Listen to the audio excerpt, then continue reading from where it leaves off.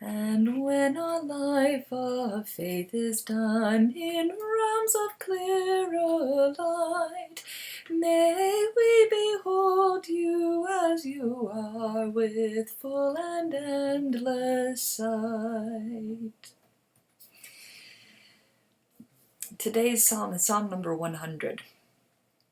But before I get into that, of course I'm going to say a couple words about, well, today is July 4th. And I'm certain that the viewership for this particular video will be down because most of us, it's part of our culture to find some way to celebrate this day of independence. We do. We celebrate the signing of the Declaration of Independence on this day over 200 years ago, declaring that all men are created equal. And in recent publications, the word men is changed to all humans or all people. But at the time that it was written, they really meant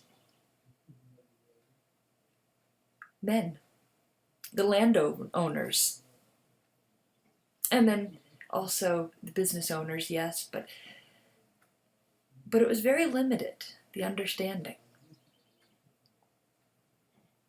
I've been thinking a lot about what is independence and what is truly all people being equal.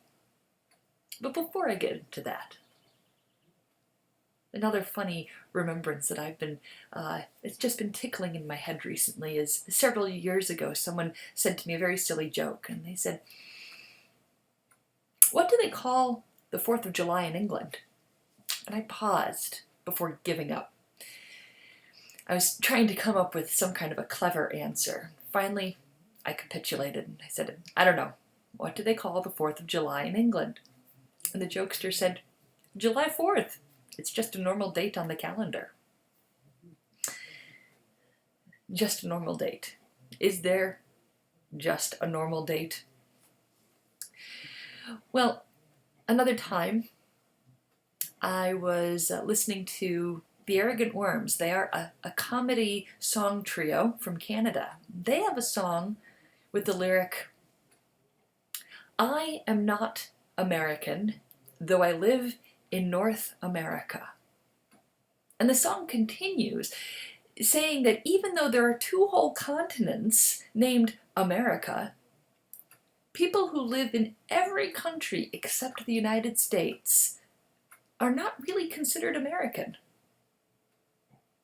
The United States, the people who live here, have co-opted the term America and American to describe only citizens of the United States. If someone says, "I'm European," you then ask, "What country are you from?" If someone says, "I'm Asian," "What country are you from?"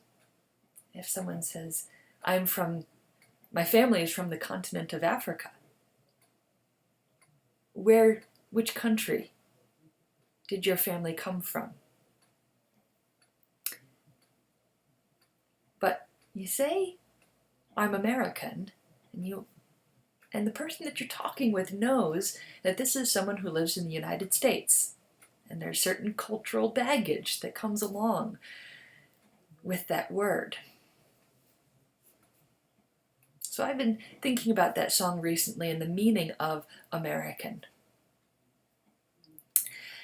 One more thing before I get to the psalm. Last month on Juneteenth, I pledged to use that day to educate myself about the history of Juneteenth and Black independence in America.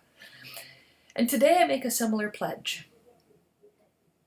Instead of going to fireworks, which I rarely do anyway, or doing any other sort of celebration, I vowed to use the day to educate myself on how the fight for independence in the United States has continued to expand. You see, if even one person is not free to pursue life, liberty, happiness, both individually but also on a corporate level, because we are, in theory, a community of people who live together.